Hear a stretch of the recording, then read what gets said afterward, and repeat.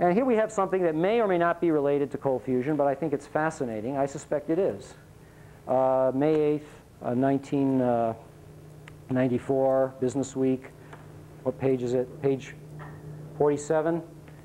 There's some folks here who know more about it, but shall remain nameless. They have found this Gunnerman patent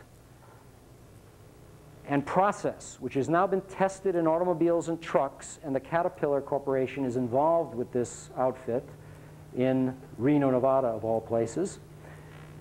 They have a fuel called A55, which is 55% water and 45% gasoline and 45% diesel fuel, whichever way you want to do it. But it's mainly water, okay? It's 55%. And what they get is, when they test it out in automobiles and trucks and buses, they get 30 to 50%, and I heard one recent report, possibly as high as 100% more miles per gallon on the oil fraction.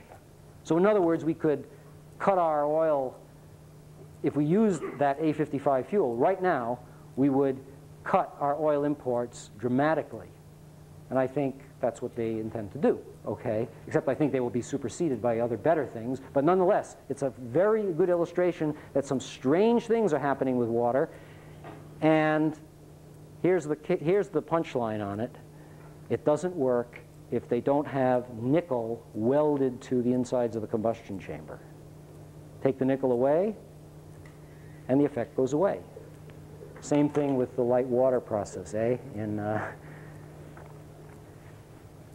But one of the best results of all, in some sense, to help us know what the mechanism, you can't even know about, because this man is hiding them.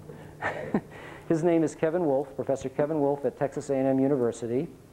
And he is a physicist, and he became enwrapped in the cold fusion controversy from the very beginning. He discovered tritium and neutrons, wonderful guy. But because of the reigning terror, I would call it a terror at the time, where Gary Taubes alleged there was fraud going on at Texas A&M, he became terribly afraid. I don't blame the guy. They almost have immolated and hung John Bockris, his colleague. There's bad blood between these two. But this gentleman withdrew his tritium results, but he continued to do, in 1990, during the terror, the Taubes terror, he continued to do his work because there were certain factions within EPRI, we understand, that didn't like cold fusion, so they hired this guy to disprove cold fusion. They gave him a lot of money, about $300,000, which he hasn't spent. He hasn't spent it all. He spent about 60, 70,000, I understand. But he was doing cold fusion experiments, getting neutrons. One day, he looked at cathodes with a Geiger counter, and he found that they were hot, radioactive. And then he examined them with a gamma ray spectrometer, and he found dozens of lines, I understand, of gamma spectral signatures identifying the 7 transmuted isotopes, silver, ruthenium, and rhodium. He was going to put, for the benefit of the field, even though he doesn't believe it's cold fusion, he believes it's a weakly interacting massive particle, a WIMP from space, that happened to hit many of his cathodes in that one particular instance and created this unbelievable transmutation, okay, kind of like a cosmic ray event.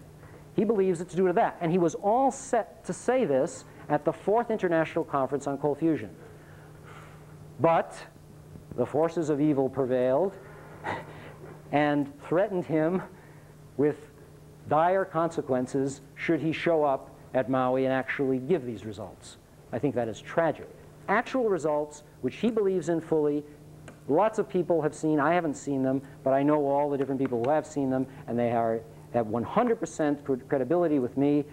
This man has transmutations leading to understanding of the mechanism, but we cannot know the results, even though in effect we're paying for it by our tax to electric power companies for the EPRI, EPRI research funding. Well, we're ending here right now. I've gone on perhaps too long, 15 minutes too long.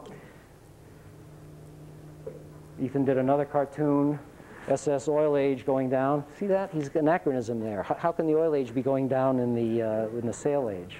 He'll get better. He's into too many things. He's into music, and we have a wonderful family, actually, to survive this kind of a problem. of cold fusion and other problems.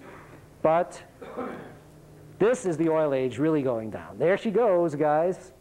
You've got to have this in color. This is popular science. And there are some of our friends, Taubes and Huizenga. And they're playing with their musical instruments on the band, oblivious to the fact that there are already people on the lifeboats, people in the hot fusion community on the west coast of the United States who know about the eQuest device, and they're salivating because they know hot fusion is going to die. So they're going to jump ship, get in their lifeboat, and get on with cold fusion, of course. It's inevitable, all right?